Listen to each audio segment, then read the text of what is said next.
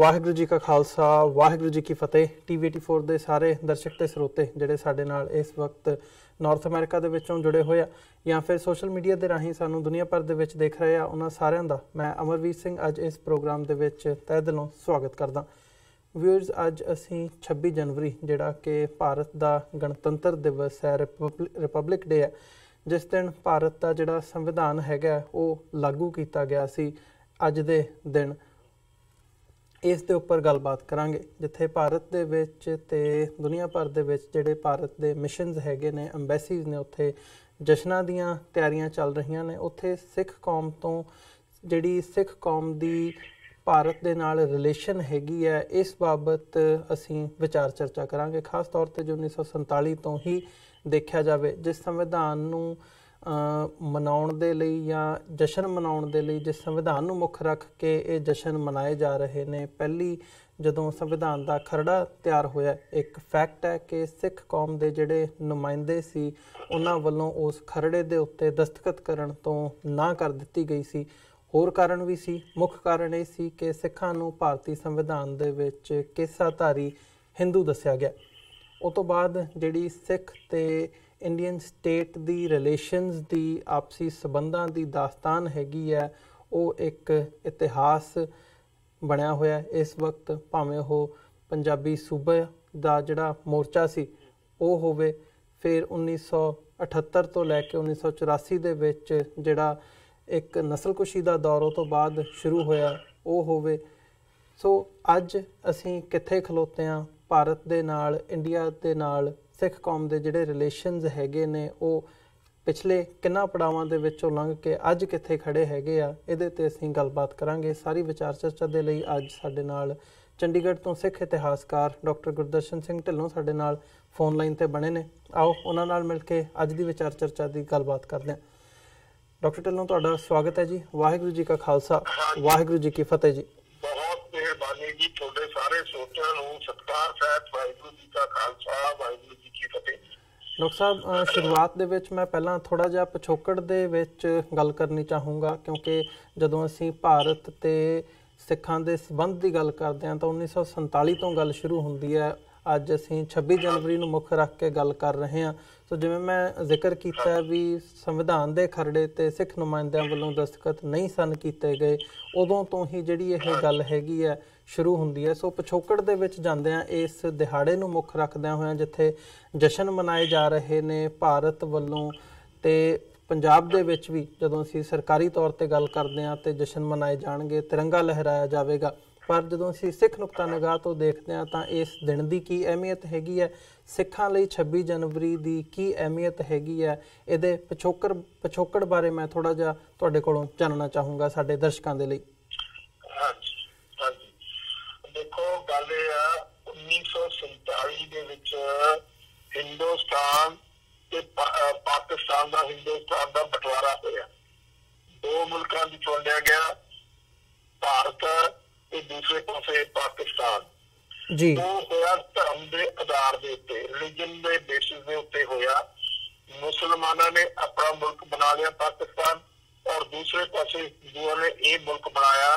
ਲੇਕਿਨ ਸਿੱਖ ਜਿਹੜੇ ਸੀ ਉਹਨਾਂ ਦੇ ਨਾਲ ਉਹ, ਕਿਉਂਕਿ ਉਹਨਾਂ ਦੇ ਲੀਡਰਾਂ ਦੇ ਕੋਲ ਉਸ ਕਿਸਮ ਦੀ ਕਾਬਲੀਅਤ ਨਹੀਂ ਸੀ ਕਿ ਉਸ ਗੱਲ ਨੂੰ ਸਮਝ ਸਕਦੇ। ਅੰਗਰੇਜ਼ ਜਿਹੜੇ ਸੀ ਉਹ ਕਲੋਨੀਅਲ ਅੰਪਾਇਰ ਜਿਹੜਾ ਸੀ ਉਹ ਵਿਡਰਾ ਹੋ ਰਿਹਾ ਸੀ ਕਾਲੋਨੀਜ਼ ਤੋਂ। ਹਿੰਦੁਸਤਾਨ ਇੱਕ ਮੁਲਕ ਸੀ, ਉਸ ਤੋਂ ਇਲਾਵਾ 39 ਹੋਰ ਮੁਲਕਾਂ ਵਿੱਚੋਂ ਅੰਗਰੇਜ਼ ਵਾਪਸ ਚਲੇ ਗਏ। ਉਹਨਾਂ ਚੋਂ ਕਿ ਫਸਟ ਵਰਲਡ ਵਾਰ ਤੇ ਸੈਕੰਡ ਵਰਲਡ ਵਾਰ ਦੇ ਵਿੱਚ ਜਿਹੜਾ ਕਲੋਨੀਅਲ ਅੰਪਾਇਰ ਸੀ ਉਹ ਭਾਰੂ ਹੋ ਗਿਆ, ਉਹ ਇੱਕ ਲਾਇਬਿਲਿਟੀ ਬਣ ਗਿਆ ਅੰਗਰੇਜ਼ਾਂ ਦੇ ਉੱਤੇ।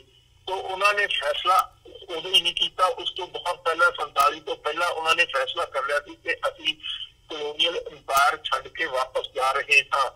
ਤੋਂ ਇਸ ਕਰਕੇ ਜਿਹੜੇ ਸਾਡੀ ਲੀਡਰਸ਼ਿਪ ਸੀ ਉਹ ਬਿਲਕੁਲ ਮਤਲਬ ਨਾਲਾਇਕ ਲੀਡਰਸ਼ਿਪ ਸੀ। ਬੇਈਮਾਨ ਤਾਂ ਨਹੀਂ ਮੈਂ ਉਹਨਾਂ ਨੂੰ ਕਹਿੰਦਾ, ਪਰ ਉਹਨਾਂ ਦੇ ਕੋਲ ਵਿਜ਼ਨ ਨਹੀਂ ਸੀ। ਉਹਨਾਂ ਦੇ ਕੋਲ ਜਿਹੜੀ ਵਰਲਡ ਦੀ ਪੋਲੀਟਿਕਸ ਨੂੰ ਅੰਡਰਸਟੈਂਡ ਕਰਨ ਦੀ ਕੈਪੇਬਿਲਿਟੀ ਨਹੀਂ ਸੀ, ਕਿਉਂਕਿ ਉਹ ਬਹੁਤ ਪੜ੍ਹੇ ਲਿਖੇ ਨਹੀਂ ਸੀ। ਜਿਹੜੇ ਥੋੜੇ ਬਹੁਤੇ ਪੜ੍ਹੇ ਸੀ ਉਹ ਪਿੰਡਾਂ ਦੇ ਸਕੂਲਾਂ 'ਚ ਪੜ੍ਹੇ ਹੋਏ ਸੀ। ਉਹਨਾਂ ਦਾ ਕੋਈ ਬਹੁਤ ਵੱਡਾ ਵਿਜ਼ਨ ਨਹੀਂ ਸੀ, ਉਹਨਾਂ ਦੀ ਬਹੁਤ ਵੱਡੀ ਜੀਓ ਪੋਲੀਟਿਕਸ ਨੂੰ ਅੰਡਰਸਟੈਂਡ ਨਹੀਂ ਸੀ ਕਰਦੇ। ਜੀ। तो दूसरे पास ਪਾਸੇ ਜਿਹੜੇ ਲੀਡਰ ਸੀ ਹਿੰਦੂਆਂ ਦੇ, ਦੇਖੋ ਜਿਹੜਾ ਪੰਡਿਤ ਜਵਾਹਰ ਨਹਿਰੂ ਸੀ ਉਹ ਵੀ ਇੰਗਲੈਂਡ ਚੋਂ ਬਾਹਰ ਕਲਾਸ ਕੀਤੀ ਸੀ, ਇਸੇ ਤਰੀਕੇ ਦੀ ਗਾਂਧੀ ਵੀ ਬਾਹਰ ਪੜਿਆ ਹੋਇਆ ਸੀ, ਇਸੇ ਤਰੀਕੇ ਨਾਲ ਜਿਹੜਾ ਪਟੇਲ ਸੀ ਚਾਹੇ ਉਹਨੇ ਨਹੀਂ ਬਾਹਰ ਗਿਆ ਪਰ ਉਸਨੇ ਉਹ ਵੀ ਪੜਿਆ ਲਿਖਿਆ ਆਦਮੀ ਸੀ। तो सारी ਜਿਹੜੀ ਹਿੰਦੂਆਂ ਦੀ ਲੀਡਰਸ਼ਿਪ ਸੀ ਐਨਲਾਈਟਨਡ ਅਵੇਕਨਡ ਜੀਓਪੋਲਿਟਿਕਸ ਨੂੰ ਅੰਡਰਸਟੈਂਡ ਕਰਦੀ ਸੀ ਜੀ। ਉਹਨਾਂ ਦੇ ਮੁਕਾਬਲੇ ਦੇ ਜਿਹੜਾ ਜ਼ਿਲ੍ਹਾ ਸੀ ਉਹ ਵੀ equally qualified, equally strong intellectually, तो उसमें भी जियोपॉलिटिक्स की सारी चंगी तरह समझ सी। लेकिन बदकिस्मती ये सिखा दी कि सिखा दे कोल उस लेवल का कोई लीडर नहीं, उन्हें पता नहीं सी की हो रहा की नहीं हो रहा जी।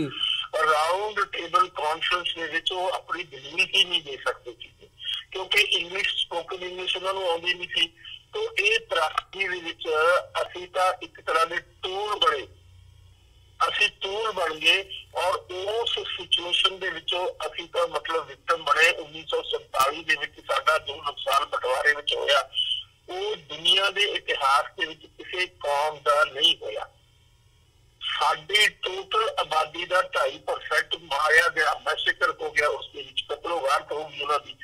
ਘਰ-ਬਾਰ, ਜ਼ਮੀਨ ਜਾਇਦਾਦ, ਆਪਣੇ ਧਾਰਮਿਕ ਸਥਾਨ ਛੱਡ ਕੇ 40% ਸਿੱਖਾਂ ਦੀ ਆਬਾਦੀ ਉੱਜੜ ਕੇ ਸੜਕਾਂ ਤੇ ਆ ਬੈਠੀ ਜੀ। ਨਾ ਮੀਂਹ ਦੀ ਕੋਈ ਪ੍ਰੋਟੈਕਸ਼ਨ, ਨਾ ਧੁੱਪ ਤੋਂ ਕੋਈ ਪ੍ਰੋਟੈਕਸ਼ਨ, ਨਾ ਗਰਮੀ ਤੋਂ, ਨਾ ਸਰਦੀ ਤੋਂ। तो ਇਹ ਤਰਾਸਦੀ ਆ ਸਿੱਖ ਕੌਮ ਦੀ ਕਿਉਂਕਿ ਸਿੱਖ ਕੌਮ ਦੀ ਲੀਡਰਸ਼ਿਪ ਜਿਹੜੀ ਸੀ ਉਹ ਬਿਲਕੁਲ ਨਾਲਾਇਕ ਸੀ।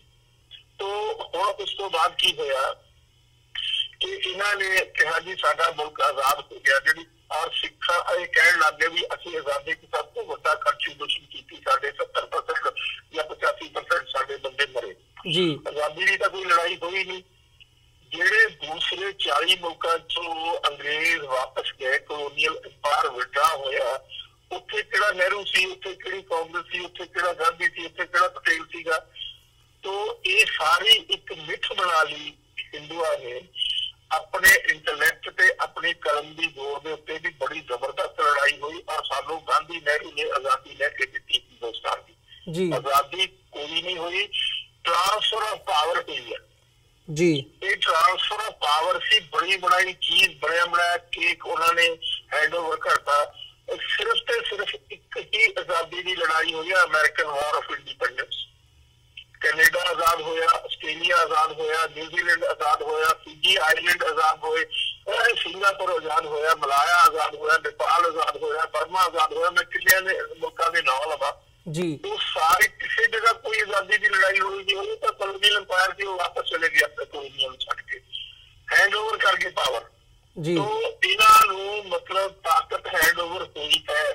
तो ਹੁਣ ਦੂਸਰੀ ਗੱਲ ਲੈ ਲਈਏ ਆਪਾਂ ਜਿਹੜੀ ਆ ਆਜ਼ਾਦੀ ਦਾ ਜੋ ਸੋ ਕਾਰਡ ਜਿਹੜਾ ਰਿਪਬਲਿਕ ਡੇ ਦੀ ਗੱਲ ਕਰਨੀ ਹੈ ਜੀ। ਕਨਸਟੀਚੂਐਂਟ ਅਸੈਂਬਲੀ ਜਿਸਨੇ ਵਿਧਾਨ ਬਣਾਇਆ ਹਿੰਦੁਸਤਾਨ ਦਾ ਉਹ ਕੋਈ ਇਲੈਕਟਡ ਬੋਡੀ ਨਹੀਂ ਸੀ। ਮਾਫ ਕਰਨਾ ਸਿੱਖਾਂ ਨੂੰ ਸਮਝਾਉਣ ਵਾਲੀ ਗੱਲ ਹੈ ਜੀ। ਉਹ ਨੋਮੀਨੇਟਡ ਬੰਦੇ ਸੀ ਅੰਗਰੇਜ਼ਾਂ ਦੇ। ਅੰਗਰੇਜ਼ਾਂ ਨੇ ਤਹੀਆ ਕਰ ਲਿਆ ਸੀ ਵੀ ਅਸੀਂ ਮੁਲਕ ਛੱਡ ਕੇ ਜਾਣਾ। ਉਹਨਾਂ ਨੇ ਇੱਕ ਕੰਸਟੀਚੂਐਂਟ ਅਸੈਂਬਲੀ ਬਣਾ ਦਿੱਤੀ ਸੀਗੀ ਪ੍ਰੀ ਪਾਰਟੀਸ਼ਨ ਤੋਂ ਪਹਿਲਾਂ 1947 ਤੋਂ ਪਹਿਲਾਂ ਹੀ ਕੰਸਟੀਚੂਐਂਟ ਅਸੈਂਬਲੀ ਬਣਾ ਦਿੱਤੀ ਸੀ ਵੀ ਤੁਸੀਂ ਭਾਈ ਆਪਣੇ ਆਪਣੇ ਵਿਧਾਨ ਬਣਾ ਲਓ, ਆਪਣੇ ਆਪਣੇ ਕੰਸਟੀਟਿਊਸ਼ਨ ਬਣਾਓ, ਜਿਸ ਕਿਸਮ ਦੀ ਤੁਸੀਂ ਸਰਕਾਰ ਚਾਹੁੰਦੇ ਆ ਆਪਣੇ ਮੁਲਕਾਂ ਦੇ ਵਿੱਚ ਜੀ। ਤੋਂ ਉਹ ਨੋਮੀਨੇਟਡ ਬੰਦਿਆਂ ਨੇ ਜਿਹੜੇ ਕੁਝ ਕੰਸਟੀਚੂਐਂਟ ਅਸੈਂਬਲੀ ਦੇ ਜਿਹੜੇ ਮੈਂਬਰ ਸੀ ਉਹ ਪਾਕਿਸਤਾਨ ਚਲੇ ਗਏ, ਉਹ ਉੱਥੇ ਹੀ ਕੰਸਟੀਚੂਐਂਟ ਅਸੈਂਬਲੀ ਬਣ ਗਈ। ਜਿਹੜੇ ਇੱਧਰ ਹਿੰਦੁਸਤਾਨ ਦੇ ਵਿੱਚ ਰਹਿ ਗਏ ਉਹ ਕੰਸਟੀਚੂਐਂਟ ਅਸੈਂਬਲੀ ਬਣ ਗਈ ਜਿਹੜੀ ਇਲੈਕਟਡ ਬੋਡੀ ਨਹੀਂ ਸੀਗੀ, ਨੋਮੀਨੇਟਡ ਬੰਦੇ ਸੀ ਸਾਰੇ ਅੰਗਰੇਜ਼ਾਂ ਦੇ। तो उन्होंने हिंदुस्तान का जिहड़ा विधान सी उस नूं बनाया ते 1950 दे विच उस नूं लागू कीता 26 जनवरी जी। हुण ਉਹ ਕਹਿੰਦੇ ਆ ਵੀ ਸਾਡਾ ਜਿਹੜਾ ਇਹ ਵਿਧਾਨ ਹੈ ਇਹ ਡੈਮੋਕ੍ਰੈਟਿਕ ਆ, ਇਹ ਰਿਪਬਲਿਕਨ ਆ। तो ਡੈਮੋਕ੍ਰੈਟਿਕ ਰਿਪਬਲਿਕਨ ਕਰੈਕਟਰ ਆ ਇਸਦਾ। ਰਿਪਬਲਿਕਨ ਦਾ ਮਤਲਬ ਹੁੰਦਾ ਵੀ ਜਿਹਦੇ ਵਿੱਚ ਜਨ ਸਮੂਹ ਰਹਿ ਰਿਹਾ, ਦੁਨੀਆ ਰਹਿ ਰਹੀ ਆ ਔਰ ਉਹਨਾਂ ਦੇ ਨਾਲ ਇੱਕੋ ਜਿਹਾ ਇਨਸਾਫ ਹੋ ਰਿਹਾ। ਦੇਖਣ ਨੂੰ ਬੜਾ ਹੀ ਅਪੀਲਿੰਗ ਆ। ਵੀ ਦੀ ਪੀਪਲ ਆਫ ਇੰਡੀਆ ਦੇ ਨਾਂ ਦੇ ਉੱਤੇ ਚੱਲਦਾ ਜਿਹੜਾ ਸੈਕੂਲਰ ਲਫ਼ਜ਼ ਆ ਉਹ ਬਾਅਦ ਦੇ ਵਿੱਚ ਐਮਰਜੈਂਸੀ ਦੇ ਵਿੱਚ ਇੰਦਰਾ ਗਾਂਧੀ ਨੇ ਇੰਟਰੋਡਿਊਸ ਕੀਤਾ ਇਹਦੇ ਪ੍ਰੀਐਂਬਲ ਦੇ ਵਿੱਚ। ਤੋਂ ਸਵਾਲ ਇਸ ਗੱਲ ਦਾ ਹੈ ਕਿ ਵੀ the people of India are ਦੇ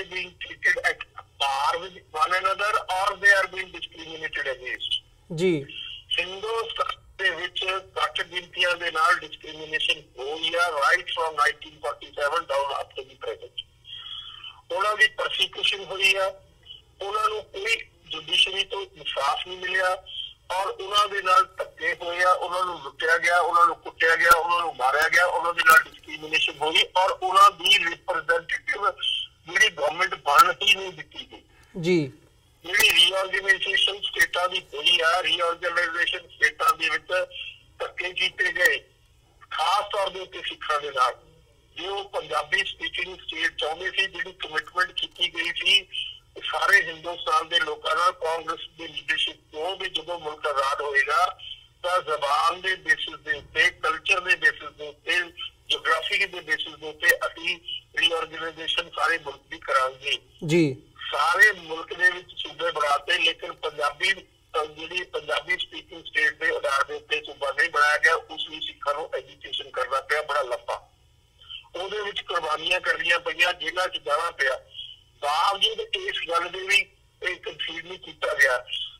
ਪੰਡਿਤ ਜਵਾਹਰ ਲਾਲ ਨਹਿਰੂ ਦੀ ਇੱਕ ਸਟੇਟਮੈਂਟ ਆ ਜਿਹੜਾ ਕਿ ਪ੍ਰਾਈਮ ਮਿਨਿਸਟਰ ਸੀ ਹਿੰਦੁਸਤਾਨ ਦਾ, ਕਿ ਮੈਂ ਹਿੰਦੁਸਤਾਨ ਦੇ ਵਿੱਚ ਸਿਵਲ ਵਾਰ ਐਕਸੈਪਟ ਕਰ ਸਕਦਾ rather than conceding Punjabi speaking state. ਜੀ ਕਿਉਂ ਕਿ ਪੰਜਾਬੀ ਸਪੀਕਿੰਗ ਸਟੇਟ ਦੇ ਨਾਲ ਪੰਜਾਬ ਦੇ ਸੂਬੇ ਦੇ ਵਿੱਚ ਜਿਹੜੀ ਹਿੰਦੂ ਆ ਮਾਈਨੋਰਿਟੀ ਦੇ ਵਿੱਚ ਆ ਜਾਣਗੇ। ਇਹ ਗੱਲ ਜਿਹੜੀ ਆਟੋਬਾਇਓਗ੍ਰਾਫੀ ਆ ਇੰਦਰਾ ਗਾਂਧੀ ਦੀ, ਜਿਹਦਾ ਟਾਈਟਲ ਆ ਮਾਈ ਟਰੂਥ, ਉਸ ਦੇ ਵਿੱਚ ਲਿਖੀ ਵੀ ਆ ਔਰ ਮੈਂ ਆਪਣੀਆਂ ਕਿਤਾਬਾਂ ਦੇ ਵਿੱਚ ਉਸਦੇ ਰੈਫਰੈਂਸਿਸ ਦਿੱਤੇ ਹੋਏ ਆ ਜੀ ਕਿ ਇਸ ਕਿਸਮ ਦਾ ਪੰਡਿਤ ਜਵਾਹਰ ਲਾਲ ਨਹਿਰੂ ਕਮਿਊਨਲ ਸੀ ਕਿ ਉਸ ਨੇ ਪੰਜਾਬ ਦੇ ਲੋਕਾਂ ਨੂੰ ਉਕਸਾਇਆ ਵੀ ਤੁਸੀਂ ਆਪਣੀ ਜਿਹੜੀ ਜ਼ਬਾਨ ਆ, ਮਦਰ ਟੰਗ ਆ, ਉਸਨੂੰ ਹਿੰਦੀ ਲਿਖਵਾਓ ਤਾਂ ਕਿ ਸਹੀ ਢੰਗ ਦੇ ਨਾਲ, ਸਹੀ ਤਰੀਕਿਆਂ ਦੇ ਨਾਲ ਪੰਜਾਬੀ ਸੂਬਾ ਫਾਰਮ ਹੋ ਹੀ ਨਾ ਸਕੇ। ਜੀ ਇਹ ਸਾਰੀ ਦੀ ਸਾਰੀ ਜਿਹੜੀ ਤਰਾਸਦੀ ਆ ਔਰ ਇਹ ਗੱਲ ਇੰਦਰਾ ਗਾਂਧੀ ਨੇ ਆਪਣੀ ਆਟੋਬਾਇਓਗ੍ਰਾਫੀ 'ਚ ਲਿਖੀ ਹੈ ਕਿ ਪੰਡਿਤ ਜਵਾਹਰ ਲਾਲ ਨਹਿਰੂ ਨਹੀਂ ਸੀ ਚਾਹੁੰਦਾ ਕਿਉਂਕਿ ਉਸ ਪੰਜਾਬੀ ਸਪੀਕਿੰਗ ਸਟੇਟ ਦੇ ਵਿੱਚ ਹਿੰਦੂਆਂ ਨੇ ਮਾਈਨੋਰਿਟੀ ਵਿੱਚ ਆ ਜਾਣਾ ਸੀ। ਇਹ ਗੱਲ ਬੜੀ ਸਾਫ਼ ਤਰੀਕੇ ਨਾਲ ਲਿਖੀ ਹੈ ਮੇਰੀ ਕਿਤਾਬ, ਉਸ ਦੇ ਵਿੱਚ ਡਿਟੇਲ ਦੇ ਵਿੱਚ ਲਿਖੀ ਗਈ ਕਹਾਣੀ ਹੈ ਇਸ ਬਾਰੇ। ਜੀ तो ये मैं नहीं कह रहा, ये इंदिरा गांधी अपनी ऑटोबायोग्राफी कहती है और फिर उसने उसे आधार के उत्ते जो पंजाबी सूबा 1965 ਦੇ ਵਿੱਚ ਤਸਦੀਕ ਵੀ ਕੀਤਾ ਲਾਲ ਬਹਾਦਰ ਸ਼ਾਸਤਰੀ ਦੀ ਪ੍ਰਾਈਮ ਮਿਨਿਸਟਰਸ਼ਿਪ ਦੇ ਵਿੱਚ। उसने कहा कि ਮੈਨੂੰ ਬੜੀ ਤਕਲੀਫ ਹੋਈ ਆ ਕਿ ਜਿਹੜਾ ਲਾਲ ਬਹਾਦਰ ਸ਼ਾਸਤਰੀ ਆ ਉਹਨੇ ਪੰਜਾਬੀ ਸਪੀਕਿੰਗ ਸਟੇਟ ਕੰਸੀਡ ਕਰ ਲਈ ਔਰ ਮੈਂ ਜਗ੍ਹਾ ਜਗ੍ਹਾ ਗਈ, ਹਰ ਇੱਕ ਲੀਡਰ ਨੂੰ ਮਿਲੀ ਆ ਕਿ ਕਿਸੇ ਨਾ ਕਿਸੇ ਢੰਗ ਦੇ ਨਾਲ ਉਸ ਨੂੰ ਸਟੇਸ਼ਨ ਕੀਤਾ ਜਾ ਸਕੇ। तो ਸਟੇਸ਼ਨ ਕੀਤਾ ਗਿਆ। ਪੰਜਾਬ ਇੱਕ ਵਾਹਦ ਸਟੇਟ ਆ ਜਿਸ ਦੇ ਕੋਲ ਆਪਣੇ ਪਾਣੀਆਂ ਦੀ ਕੋਈ ਸੋਵਰੇਨਟੀ ਨਹੀਂ ਹੈਗੀ। ਬਾਕੀ ਹਿੰਦੁਸਤਾਨ ਦੀਆਂ ਸਾਰੀਆਂ ਸਟੇਟਾਂ ਜਿਹੜੀਆਂ ਉਹਨਾਂ ਕੋਲ ਪਾਣੀ ਦੀ ਸੋਵਰੇਨਟੀ ਹੈ। ਤਾਂ ਮਤਲਬ ਕਹਿਣ ਦਾ ਇਹ ਆ ਕਿ ਪੰਜਾਬ ਦੇ ਕੇਸ ਦੇ ਵਿੱਚ ਜਿਹੜਾ ਕੰਸਟੀਟਿਊਸ਼ਨ ਦੀ ਆਪਾਂ ਗੱਲ ਕਰ ਰਹੇ ਹਾਂ ਵੀ 26 ਜਨਵਰੀ ਨੂੰ ਉਹ ਲਾਗੂ ਕੀਤਾ ਗਿਆ, ਉਹ ਲਾਗੂ ਹੀ ਨਹੀਂ ਹੋਇਆ ਜੀ, ਉਹ ਲਾਗੂ ਹੀ ਨਹੀਂ ਹੋਇਆ। ਔਰ ਉਸੇ ਚੀਜ਼ ਦੇ ਪ੍ਰੋਟੈਸਟ ਦੇ ਵਿੱਚ ਪਾਣੀਆਂ ਦੇ ਇਸ਼ੂ ਦੇ ਉੱਤੇ ਧਰਮ ਯੁੱਧ ਮੋਰਚਾ ਲੱਗਿਆ। ਧਰਮ ਯੁੱਧ ਮੋਰਚੇ ਦੇ ਵਿੱਚੋਂ ਜਿਹੜੀ ਰਾਜੀਵ ਲੋਂਗੋਵਾਲ ਅਖਾੜ ਆ ਉਸ ਦੇ ਵਿੱਚ ਵੀ ਬਹੁਤ ਵੱਡੀ ਧੋਖਾਧੜੀ ਕੀਤੀ ਗਈ, ਜਿਸ ਦੇ ਵਿੱਚ ਸਭ ਤੋਂ ਵੱਡਾ ਜਿਹੜਾ ਧੋਖੇਦਾਰ ਇਨਸਾਨ ਸੀ ਉਹ ਲੋਂਗੋਵਾਲ ਸੀ, ਬਰਨਾਲਾ ਸੀ, ਬਲਵੰਤ ਸਿੰਘ ਸੀ। ਤੋਂ ਇਸ ਕਿਸਮ ਦੀ ਸਾਡੀ ਤਰਾਸਦੀ ਆ ਕਿ ਅਸੀਂ ਮੋਰਚੇ ਵੀ ਲਾਏ। ਮੋਰਚਿਆਂ ਵਿੱਚ ਸਾਡੇ ਲੀਡਰਾਂ ਨੂੰ ਸੈਂਟਰ ਵਾਲਿਆਂ ਨੇ ਖਰੀਦ ਕੇ, ਸੈਂਟਰ ਵਾਲਿਆਂ ਨੇ ਉਹਦਾ ਨਾਲ ਮਿਲ ਕੇ ਠੱਗੀਆਂ ਠੋਰੀਆਂ ਸਿੱਖਾਂ ਨਾਲ ਸਾਡੇ ਲੀਡਰਾਂ ਰਾਹੀਂ ਹੀ ਕਰਾਈਆਂ ਗਈਆਂ। ਆਹ ਲੇਟੈਸਟ ਆ ਜਿਹੜਾ ਮੋਰਚਾ ਲੱਗਿਆ ਸੀ ਬਰਗਾੜੀ ਦੇ ਵਿੱਚ, ਉਸ ਦਾ ਕੀ ਨਤੀਜਾ ਨਿਕਲਿਆ ਤੁਹਾਡੇ ਆਪਣੇ ਸਭ ਦੇ ਸਾਹਮਣੇ ਜੀ। ਤੋਂ ਗਣਤੰਤਰ ਜਿਹੜਾ ਦਿਵਸ ਮਨਾਇਆ ਜਾ ਰਿਹਾ ਇਹ ਤਾਂ ਇੱਕ ਮਤਲਬ ਸਿੱਖਾਂ ਦੇ ਔਰ ਦੂਸਰੀਆਂ ਜਿਹੜੀਆਂ ਘੱਟ ਗਿਣਤੀਆਂ ਉਹਨਾਂ ਦੇ ਮਤਲਬ ਉਹਨਾਂ ਦੀ ਬ੍ਰਿਟੇਨ ਦੇ ਇਤਿਹਾਸ ਦੇ ਉੱਤੇ ਇੱਕ ਕਾਲਾ ਧੱਬਾ ਹੈ ਜਿਸ ਦੇ ਨਾਲ ਹਰ ਪਹਿਲੂ ਦੇ ਉੱਤੇ ਚਾਹੇ ਲੈਜਿਸਲੇਚਰ ਹੋਵੇ, ਚਾਹੇ ਜੁਡੀਸ਼ਰੀ ਹੋਵੇ, ਚਾਹੇ ਐਗਜ਼ੈਕਟਿਵ ਹੋਵੇ, ਉਹਨਾਂ ਦੇ ਨਾਲ ਮਤਲਬ ਧੋਖਾਧੜੀ, ਉਹਨਾਂ ਦੇ ਨਾਲ ਜ਼ੁਲਮ ਸਿਤਮ ਦੀ ਦਾਸਤਾਨ ਹੈ। ਤੋਂ ਉਸ ਨੂੰ ਬਾਹਰਲੇ ਮੁਲਕਾਂ ਨੂੰ ਆਪਣੀ ਸ਼ਕਤੀ ਦਿਖਾਉਣ ਦੇ ਲਈ, ਆਪਣੀ ਮਿਲਟਰੀ ਪਾਵਰ ਪ੍ਰੋਜੈਕਟ ਕਰਨ ਦੇ ਲਈ, ਉਹਦਾ ਪ੍ਰੋਜੈਕਸ਼ਨ ਦੇਣ ਦੇ ਲਈ, ਉਸ ਦੀ ਤਾਕਤ ਦਿਖਾਉਣ ਦੇ ਲਈ ਇਹ ਸਾਰਾ ਜਿਹੜਾ ਹੈਗਾ ਇਹ ਮਨਾਇਆ ਜਾਂਦਾ ਦਿਨ। ਤੋ ਉਸ ਦੇ ਨਾਲ ਹਿੰਦੁਸਤਾਨ ਦੇ ਲੋਕਾਂ ਨੂੰ ਵੀ ਭੈਭੀਤ ਕੀਤਾ ਜਾਂਦਾ। ਬੜੇ ਬੜੇ ਉੱਥੇ ਦਿਖਾਏ ਜਾਂਦੇ ਆ ਵੀ ਪ੍ਰਸ਼ਾਸਨ ਨਿਕਲ ਰਹੇ ਆ ਜੀ, ਫਲਾਣੇ ਅਸੀਂ ਡਿਵੈਲਪਮੈਂਟ ਕਰ ਲਏ, ਹਥਿਆਰ ਬਣਾ ਲਏ, ਐਡੀ ਸਾਡੀ ਫੌਜ ਬਣ ਗਈ, ਐਡਾ ਕੁਛ ਹੋ ਰਿਹਾ। ਬੜੇ ਬੜੇ ਮਾਰੂ ਜਹਾਜ਼, ਮਾਰੂ ਟੈਂਕ, ਮਾਰੂ ਹੋਰ ਵਹੀਕਲ, ਮਾਰੂ ਹੋਰ ਹਥਿਆਰ ਦਿਖਾਏ ਜਾਂਦੇ ਆ ਬਾਹਰਲੇ ਲੋਕਾਂ ਨੂੰ ਵੀ, ਪਰ ਅੰਦਰਲੇ ਲੋਕਾਂ ਨੂੰ ਵੀ ਭੈਭੀਤ ਕੀਤਾ ਜਾਂਦਾ ਜੀ। ਜੀ ਡਾਕਟਰ ਢਿੱਲੋਂ, ਜਿਵੇਂ ਤੁਸੀਂ ਇਹ ਸਾਰੀ ਜੀ ਬਿਲਕੁਲ ਜਿਵੇਂ ਤੁਸੀਂ ਇਹ ਸਾਰੀ ਦਾਸਤਾਨ ਦੱਸੀ ਹੈਗੀ ਆ, ਇਹ ਇੱਕ ਦੁਬਾਰਾ ਅੱਜ ਅਸੀਂ ਉਹਦੇ ਤੇ ਗੱਲਬਾਤ ਕਰ ਰਹੇ ਹਾਂ। ਸਾਡੇ ਜਿਹੜੇ ਦਰਸ਼ਕ ਹੈਗੇ ਆ ਇਸ ਵਕਤ ਸਾਡੇ ਨਾਲ ਜੁੜੇ ਹੋਏ, ਉਹਨਾਂ ਦੇ ਲਈ ਇੱਕ ਕਈਆਂ ਦੇ ਲਈ ਇਹ ਰਿਪੀਟ ਵੀ ਹੋਊਗਾ, ਬਟ ਕਈਆਂ ਲਈ ਇਹ ਨਵੀਂ ਜਾਣਕਾਰੀ ਹੋਵੇਗੀ ਕਿ ਕਿਵੇਂ ਜਿਹੜੀ ਦਾਸਤਾਨ ਹੈਗੀ ਹੈ ਅਟਰੋਸਿਟੀਜ਼ ਦਾ ਜਿਹੜਾ ਸਾਰਾ ਇਹ ਦਾਰੋਮਦਾਰ ਰਿਹਾ ਹੈਗਾ ਉਹ ਕਿਸ ਹੱਦ ਤੱਕ ਗਿਆ। ਤੇ ਜੇ ਮੈਂ ਗਲਤ ਨਾ ਹੋਵਾਂ, ਜਦੋਂ ਲਾਗੂ ਵੀ ਕੀਤਾ ਗਿਆ ਸੰਵਿਧਾਨ, ਕਿਉਂਕਿ ਸਿੱਖ ਨੁਮਾਇੰਦਿਆਂ ਨੇ ਦਸਤਖਤ ਨਹੀਂ ਸੀ ਕੀਤੇ, ਮੰਨਿਆ ਨਹੀਂ ਸੀ ਇਸ ਸੰਵਿਧਾਨ ਨੂੰ, ਤੇ ਉਦੋਂ ਵੀ ਇਸ ਦਿਨ ਨੂੰ 26 ਜਨਵਰੀ ਦੇ ਦਿਨ ਨੂੰ ਕਾਲੇ ਦਿਵਸ ਵਜੋਂ ਮਨਾਇਆ ਗਿਆ ਸੀ। ਕਾਲੀਆਂ ਦਸਤਾਰਾਂ ਸਜਾਈਆਂ ਗਈਆਂ ਸੀ ਪੰਜਾਬ ਦੇ ਵਿੱਚ ਸਿੱਖਾਂ ਦੇ ਵੱਲੋਂ, ਕਾਲੀਆਂ ਚੁੰਨੀਆਂ ਜਿਹੜੀਆਂ ਭੈਣਾਂ ਹੈਗੀਆਂ ਨੇ ਮਾਤਾਵਾਂ ਉਹਨਾਂ ਨੇ ਸਜਾਈਆਂ ਸੀ। ਸੋ ਅੱਜ ਵੀ ਉਸੇ ਤਰ੍ਹਾਂ ਪ੍ਰੋਟੈਸਟ ਕਰਨਾ ਨਹੀਂ ਬਣਦਾ? ਕੀ ਇਸ ਦਿਨ ਦਾ ਬਾਈਕਾਟ ਕਰਨਾ ਨਹੀਂ ਬਣਦਾ? ਦੇਖੋ, ਸਿੱਖਾਂ ਨੂੰ ਆਪਣੀ ਗੱਲ ਕਹਿਣੀ ਚਾਹੀਦੀ ਹੈ। ਬਦਕਿਸਮਤੀ ਦੇ ਨਾਲ ਸਿੱਖਾਂ ਦਾ ਕੋਈ ਇਸ ਕਿਸਮ ਦਾ ਬੁਲਾਰਾ ਨਹੀਂ ਜਿਹੜਾ ਪਾਰਲੀਮੈਂਟ ਦੇ ਫਲੋਰ ਦੇ ਉੱਤੇ ਸਾਰੀਆਂ ਗੱਲਾਂ ਕਹਿ ਸਕੇ। ਅਸੀਂ ਇਸ ਕਿਸਮ ਦੇ ਨੁਮਾਇੰਦੇ ਭੇਜੇ ਆ ਜਿਨ੍ਹਾਂ ਕੋਲ ਨਾ ਜ਼ਬਾਨ ਆ, ਨਾ ਦਿਮਾਗ ਆ, ਨਾ ਸਮਝ ਆ, ਨਾ ਸੂਝ ਆ, ਨਾ ਗਿਆਨ ਆ। ਤੋ ਇਹ ਸਾਰੀ ਚੀਜ਼ ਸਾਡੀ ਆਪਣੀ ਵੀ ਇੱਕ ਟ੍ਰੈਜੇਡੀ ਹੈ ਕਿ ਅਸੀਂ ਵੀ ਇੰਨੇ ਨਾਲਾਇਕ ਹਾਂ ਕਿ ਇਸ ਕਿਸਮ ਦੇ ਬੰਦਿਆਂ ਨੂੰ ਅਸੀਂ ਪਾਰਲੀਮੈਂਟ ਦੇ ਵਿੱਚ ਭੇਜਦੇ ਆ ਜਿਹੜੇ ਗੂੰਗੇ ਆ, ਜਿਹੜੇ ਬੋਲੇ ਆ, ਜਿਨ੍ਹਾਂ ਦਾ ਦਿਮਾਗ ਨਹੀਂ ਕੰਮ ਕਰਦਾ, ਜਿਨ੍ਹਾਂ ਦੀ ਜ਼ਬਾਨ ਨਹੀਂ ਚੱਲਦੀ। ਤੋ ਇਹ ਸਾਡੀ ਵੀ ਇੱਕ ਬਹੁਤ ਵੱਡੀ ਤਰਾਸਦੀ ਹੈ ਸਿੱਖ ਕੌਮ ਦੀ ਕਿ ਅਸੀਂ ਸਹੀ ਢੰਗ ਦੇ ਨਾਲ ਸਹੀ ਲੀਡਰਾਂ ਨੂੰ ਸੈਂਟਰ ਦੇ ਵਿੱਚ ਭੇਜੇ। ਮੁਸਲਮਾਨਾਂ ਦਾ ਇੱਕ ਹੈਦਰਾਬਾਦ ਦਾ ਆਬਾਸੀ ਲੀਡਰ ਆ, ਇੱਕੋ ਹੀ ਲੀਡਰ ਉਹਨਾਂ ਦਾ ਪਾਰਲੀਮੈਂਟ ਦਾ ਮੈਂਬਰ ਆ ਜਿਹੜਾ ਉਹਨਾਂ ਦੀ ਹਰ ਇਸ਼ੂ ਦੇ ਉੱਤੇ ਪੂਰੀ ਆਵਾਜ਼ ਬੁਲੰਦ ਕਰਦਾ ਔਰ ਬੜੀ ਦਲੀਲ ਦੇ ਨਾਲ ਪਾਰਲੀਮੈਂਟ ਦੇ ਫਲੋਰ ਦੇ ਉੱਤੇ ਬੋਲਦਾ। ਔਰ ਜਿਹੜੀ ਮੈਜੋਰਟੀ ਕਮਿਊਨਿਟੀ ਆ ਉਹਨਾਂ ਨੂੰ ਸ਼ਰਮ ਆਉਂਦੀ ਹੈ ਜਦੋਂ ਉਹ ਬੋਲਦਾ, ਉਹਨਾਂ ਨੂੰ ਬੇਸ਼ਰਮ ਕਰਦਾ, ਉਹਨਾਂ ਨੂੰ ਅਹਿਸਾਸ ਕਰਾਉਂਦਾ ਕਿ ਤੁਸੀਂ ਧੱਕਾ ਕਰ ਰਹੇ ਹੋ ਸਾਡੇ ਨਾਲ, ਮੁਸਲਮਾਨਾਂ ਦੇ ਨਾਲ ਹਰ ਪਹਿਲੂ ਦੇ ਉੱਤੇ। ਤੋ ਸਾਡੇ ਕੋਲ ਇਸ ਕਿਸਮ ਦਾ ਇੱਕ ਵੀ ਲੀਡਰ ਨਹੀਂ, ਬਦਕਿਸਮਤੀ ਸਾਡੀ ਆਪਣੀ ਵੀ ਹੈ। ਇਸ ਲਈ ਅਸੀਂ ਆਪ ਵੀ ਜ਼ਿੰਮੇਵਾਰ ਆ, ਆਪ ਵੀ ਸ਼ਰਮਸਾਰ। ਅਸੀਂ ਭੇਜਦੇ ਮਸਕਰੇ, ਅਸੀਂ ਭੇਜਦੇ ਇਸ ਕਿਸਮ ਦੇ ਲੋਕ ਜਿਨ੍ਹਾਂ ਦੀ ਜ਼ਬਾਨ ਹੀ ਨਹੀਂ ਹੈ, ਜਿਨ੍ਹਾਂ ਦਾ ਦਿਮਾਗ ਹੀ ਨਹੀਂ ਹੈ, ਜਿਨ੍ਹਾਂ ਕੋਲ ਦਲੀਲ ਹੀ ਨਹੀਂ ਹੈ, ਜਿਨ੍ਹਾਂ ਕੋਲ ਗਿਆਨ ਹੀ, ਜਿਨ੍ਹਾਂ ਕੋਲ ਸਮਝ ਹੀ ਨਹੀਂ, ਜਿਨ੍ਹਾਂ ਕੋਲ ਬੂਝ ਹੀ ਨਹੀਂ ਜੀ।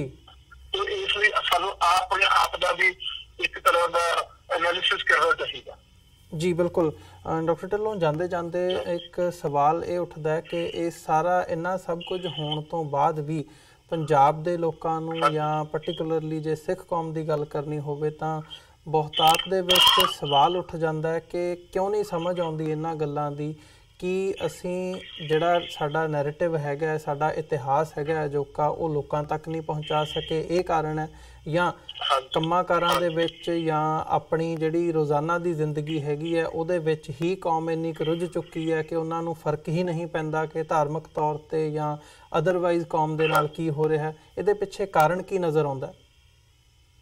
ਉਹਦੇ ਪਿੱਛੇ ਕਾਰਨ ਇਸ ਕਿਸਮ ਦਾ ਨਜ਼ਰ ਆਉਂਦਾ ਕਿ ਸਾਡੇ ਇਸ ਕਿਸਮ ਦੇ ਨਾਲਾਇਕ ਲੀਡਰ ਅੱਗੇ ਕੀਤੇ ਆ ਜਿਨ੍ਹਾਂ ਨੂੰ ਸਿਰਫ ਸਵਾਰਥ ਤੋਂ, ਆਪਣੇ ਪਰਿਵਾਰ ਤੋਂ, ਆਪਣੇ ਨਿੱਜ ਤੋਂ ਉੱਪਰ ਉਹ ਉੱਠਦੇ ਨਹੀਂ। ਤੁਸੀਂ 25 ਸਾਲ ਪੰਜਾਬ ਦੇ ਵਿੱਚ ਪ੍ਰਕਾਸ਼ ਸਿੰਘ ਬਾਦਲ ਨੂੰ 5 ਵਾਰੀ ਚੀਫ ਮਿਨਿਸਟਰ ਬਣਾਇਆ, ਉਹਦੇ ਚ ਕਿਹੜੀ ਕਾਬਲੀਅਤ ਆ? ਕਿਹੜਾ ਉਸਨੇ ਕੌਮ ਲਈ ਕੰਮ ਕੀਤਾ, ਕਿਹੜਾ ਸਿੱਖੀ ਲਈ ਕੰਮ ਕੀਤਾ, ਕਿਹੜਾ ਪੰਜਾਬ ਲਈ ਕੰਮ ਕੀਤਾ? ਸਵਾਏ ਧੋਖਾਧੜੀ ਤੋਂ, ਸਵਾਏ ਠੱਗੀ ਠੋਰੀ ਤੋਂ, ਸਵਾਏ ਆਪਣੇ ਨਿੱਜ ਨੂੰ, ਆਪਣੇ ਪਰਿਵਾਰ ਨੂੰ ਪਾਲਣ ਤੋਂ ਬਗੈਰ ਉਹ ਕੁਛ ਕੀਤਾ ਉਸਨੇ। 8 ਉਸਦੇ ਮਿਨਿਸਟਰ ਸੀ ਪੰਜਾਬ ਦੇ ਵਿੱਚ ਜਦੋਂ ਉਹ ਪੰਜਾਬ ਦਾ ਚੀਫ ਮਿਨਿਸਟਰ ਸੀ ਜੀ। ਤਾਂ ਇਸ ਕਿਸਮ ਦੇ ਬੰਦਿਆਂ ਨੂੰ ਜਦੋਂ ਅਸੀਂ ਲੀਡਰ ਬਣਾਉਂਦੇ ਹਾਂ ਤਾਂ ਫਿਰ ਅਸੀਂ ਐਕਸਪੈਕਟ ਕੀ ਕਰ ਸਕਦੇ? ਤੋ ਇਸ ਕਰਕੇ ਮਤਲਬ ਜਿਵੇਂ ਗੁਰਬਾਣੀ ਦੇ ਵਿੱਚ ਆ ਵੀ ਤੁਸੀਂ ਬੀਜ ਤਾਂ ਤੁਸੀਂ ਫਿਕਰ ਦੇ ਬੀਜ ਰਹੇ ਹੋ, ਐਕਸਪੈਕਟ ਤੁਸੀਂ ਕਰ ਰਹੇ ਹੋ ਸਾਨੂੰ ਮਤਲਬ ਬਹੁਤ ਅੱਛੇ ਭੋਜਨ ਮਿਲ ਜਾਣ, ਉਹ ਕਿਵੇਂ ਮਿਲਣਗੇ? ਤੋ ਇਸ ਕਰਕੇ ਜ਼ਰੂਰਤ ਆ ਪੜ੍ਹੇ ਲਿਖੇ ਬੰਦਿਆਂ ਨੂੰ ਅੱਗੇ ਲਾਉਣ ਦੀ, ਜਿਨ੍ਹਾਂ ਕੋਲ ਗਿਆਨ ਹੋਵੇ, ਜਿਨ੍ਹਾਂ ਕੋਲ ਸਮਝ ਹੋਵੇ, ਜਿਨ੍ਹਾਂ ਕੋਲ ਇਮਾਨਦਾਰੀ ਹੋਵੇ, ਜਿਨ੍ਹਾਂ ਕੋਲ ਕਮਿਟਮੈਂਟ ਹੋਵੇ। ਜੀ ਬਿਲਕੁਲ ਡਾਕਟਰ ਢਿੱਲੋਂ ਤੁਹਾਡਾ ਬਹੁਤ-ਬਹੁਤ ਧੰਨਵਾਦ, ਤੁਸੀਂ ਆਪਣਾ ਸਮਾਂ ਕੱਢ ਕੇ ਸਾਡੇ ਨਾਲ ਵਿਚਾਰਾਂ ਦੀ ਸਾਂਝ ਪਾਈ ਹੈ। ਅੱਜ ਦੇ ਸ਼ੋਅ ਦੇ ਵਿੱਚ ਇੱਥੇ ਹੀ ਇਜਾਜ਼ਤ ਚਾਹਾਂਗੇ ਜੀ। ਬਹੁਤ-ਬਹੁਤ ਧੰਨਵਾਦ। ਫਤਿਹ ਦੀ ਸਾਂਝ ਪਾਈ ਅੰਤ ਦੇ ਵਿੱਚ। ਵਾਹਿਗੁਰੂ ਜੀ ਕਾ ਖਾਲਸਾ, ਵਾਹਿਗੁਰੂ ਜੀ ਕੀ ਫਤਿਹ। ਵਿਊਅਰਸ, ਉਮੀਦ ਕਰਦੇ ਹਾਂ ਕਿ ਜਿਹੜੀ ਅੱਜ ਦੀ ਸਾਡੀ ਇਹ ਗੱਲਬਾਤ ਸੀ 26 ਜਨਵਰੀ ਨੂੰ ਮੁੱਖ ਰੱਖਦਿਆਂ ਹੋਇਆਂ ਡਾਕਟਰ ਗੁਰਦਰਸ਼ਨ ਸਿੰਘ ਢਿੱਲੋਂ ਜਿਹੜੇ ਕਿ ਸਿੱਖ ਇਤਿਹਾਸਕਾਰ ਹੈਗੇ ਆ, ਇਹ ਤੁਹਾਨੂੰ ਜ਼ਰੂਰ ਪਸੰਦ ਆਈ ਹੋਵੇਗੀ। ਸੋ ਜਾਂਦੇ ਜਾਂਦੇ ਤੁਹਾਡੇ ਚਰਨਾਂ ਦੇ ਵਿੱਚ ਬੇਨਤੀ ਵੀ ਹੈ, ਇਸ ਪਲੇਟਫਾਰਮ ਨੂੰ TV84 ਨੂੰ ਅੱਗੇ ਵਧਾਉਣ ਦੇ ਲਈ ਸਾਨੂੰ ਤੁਹਾਡੀ ਸਹਾਇਤਾ ਦੀ ਲੋੜ ਹੈ। TV84 ਨੂੰ ਡੋਨੇਟ ਕਰਨ ਦੇ ਲਈ ਤੁਸੀਂ ਸਾਡੀ ਵੈਬਸਾਈਟ www.tv84.tv ਤੇ ਜਾ ਕੇ ਸਾਨੂੰ ਡੋਨੇਟ ਕਰ ਸਕਦੇ ਹੋ ਤੇ ਮੰਥਲੀ ਡੋਨੇਸ਼ਨਸ ਦੇ ਲਈ ਪਲੇਜ ਕਰ ਸਕਦੇ ਹੋ। ਜੇ ਚੈੱਕ ਰਾਹੀਂ ਡੋਨੇਸ਼ਨਸ ਭੇਜਣੀਆਂ ਚਾਹੁੰਦੇ ਹੋ ਤਾਂ TV84 ਦੇ ਨਾਂ ਦਾ ਚੈੱਕ ਬਣਾ ਕੇ ਤੁਸੀਂ ਸਾਨੂੰ ਸਾਡੇ ਐਡਰੈਸ ਤੇ ਮੇਲ ਕਰ ਸਕਦੇ ਹੋ। 3601 37th ਐਵਨਿਊ, ਲੌਂਗ ਆਈਲੈਂਡ ਸਿਟੀ, ਨਿਊਯਾਰਕ 11101। ਵੈਬਸਾਈਟ ਇੱਕ ਵਾਰ ਫਿਰ ਦੱਸਦੇ ਹਾਂ www.tv84.tv। ਇਸੇ ਦੇ ਨਾਲ ਵਿਊਅਰਸ, ਅਸੀਂ ਅੱਜ ਦੇ ਪ੍ਰੋਗਰਾਮ ਦੇ ਵਿੱਚ ਇੱਥੇ ਹੀ ਤੁਹਾਡੇ ਕੋਲੋਂ ਇਜਾਜ਼ਤ ਚਾਹਾਂਗੇ। ਦੁਬਾਰਾ ਫਿਰ ਕੱਲ੍ਹ ਨੂੰ ਤੁਹਾਡੇ ਨਾਲ ਮੁਲਾਕਾਤ ਹੋਵੇਗੀ। ਤਦ ਤੱਕ ਲਈ ਇਜਾਜ਼ਤ ਦਿਓ ਜੀ। ਵਾਹਿਗੁਰੂ ਜੀ ਕਾ ਖਾਲਸਾ, ਵਾਹਿਗੁਰੂ ਜੀ ਕੀ ਫਤਿਹ।